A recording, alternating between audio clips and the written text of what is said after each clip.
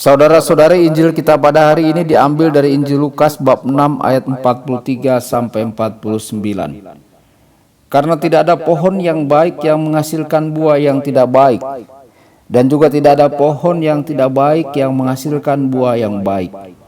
Sebab setiap pohon dikenal pada buahnya.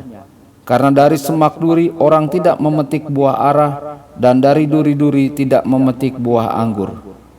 Orang yang baik mengeluarkan barang yang baik dari perbendaharaan hatinya yang baik, dan orang yang jahat mengeluarkan barang yang jahat dari perbendaharannya yang jahat, karena yang diucapkan mulutnya meluap dari hatinya. Mengapa kamu berseru kepadaku, Tuhan, Tuhan, padahal kamu tidak melakukan apa yang aku katakan? Setiap orang yang datang kepadaku dan mendengarkan perkataanku serta melakukannya, aku akan menyatakan kepadamu dengan siapa ia dapat disamakan. Ia sama dengan seorang yang mendirikan rumah. Orang itu menggali dalam-dalam dan meletakkan dasarnya di atas batu. Ketika datang air bah dan banjir melanda rumah itu tidak dapat digoyahkan karena rumah itu kokoh dibangun. Akan tetapi, barang siapa mendengar perkataanku tetapi tidak melakukannya, ia sama dengan seorang yang mendirikan rumah di atas tanah tanpa dasar. Ketika banjir melandanya, rumah itu segera rubuh dan hebatlah kerusakannya. Demikianlah sabda Tuhan. Terpujilah Kristus.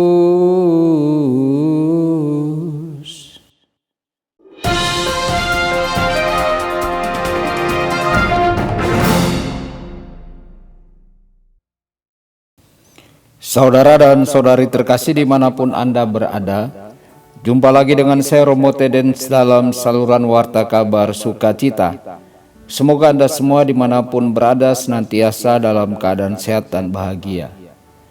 Bagaimana kita dapat mengetahui apa yang ada di dalam jiwa kita? Kita akan mengetahuinya dari jenis buah yang kita hasilkan. Jika hidup kita adalah contoh dari kasih, iman, kesabaran, dan kejujuran, kita tahu bahwa jiwa kita sehat dan kuat. Jika hidup kita adalah contoh kemarahan, iri hati, nafsu, keegoisan, atau kemalasan, maka kita tahu bahwa ada jiwa yang lemah dan sakit-sakitan di dalam diri kita. Jika kita ingin berubah, kita tidak bisa hanya mencoba untuk mengubah penampilan, memasang wajah manis, atau berpura-pura menjadi orang yang baik. Cepat atau lambat, topeng itu akan jatuh. Karena topeng itu hanya menyembunyikan sesuatu yang busuk di dalamnya. Kita harus berubah dari dalam, masuk jauh ke dalam akar cacat kita, menyembuhkan jiwa kita dalam sakramen penebusan dosa, dan bekerja untuk membangun kehidupan yang bijak dari dasarnya. Saudara-saudari, ketika matahari bersinar dan semuanya tenang, sebuah rumah yang dibangun di atas fondasi yang lemah tampak sangat kuat dan kokoh. Sulit dipercaya bahwa rumah tersebut tidak akan tahan terhadap kekuatan hujan, angin, dan banjir. Terkadang kita memiliki keamanan palsu dalam hidup kita ketika semua berjalan dengan baik. Ketika tidak ada godaan besar, ketika cobaan dan kesulitan hidup kecil dan mudah diatasi, kita dapat meyakinkan diri kita sendiri bahwa kita berada di tempat yang kokoh. Kita dapat terbuai dengan pemikiran bahwa kehidupan rohani kita kuat dan bahwa kita tidak akan pernah jatuh ke dalam dosa seperti yang kita alami di masa lalu. Kita haruslah berhati-hati dan sangat objektif karena hal ini bisa saja merupakan rasa aman yang palsu. Saudara-saudari terkasih, ujian yang sebenarnya dari fondasi datang ketika hujan mulai turun, angin bertiup, dan air banjir. Ujian bagi kehidupan rohani kita datang dengan godaan, kesulitan, kekecewaan, dan cobaan. Jika kita telah membangun kehidupan rohani kita di atas fondasi yang kokoh, yaitu kebajikan, penyangkalan diri, dan persatuan dengan Allah, tidak peduli seberapa keras banjir yang datang menerjang kita, kita akan tetap berdiri teguh. Kita harus ingat bahwa pada saat banjir datang, kita tidak akan bisa keluar untuk memperbaiki fondasi tersebut. Itu akan terlambat.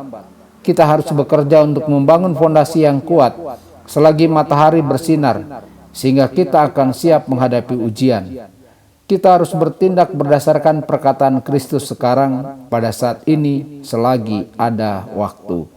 Tuhan Yesus memberkati dan menyertai Anda semua. Sabda Allah adalah kebenaran. Sabda Allah adalah kehidupan.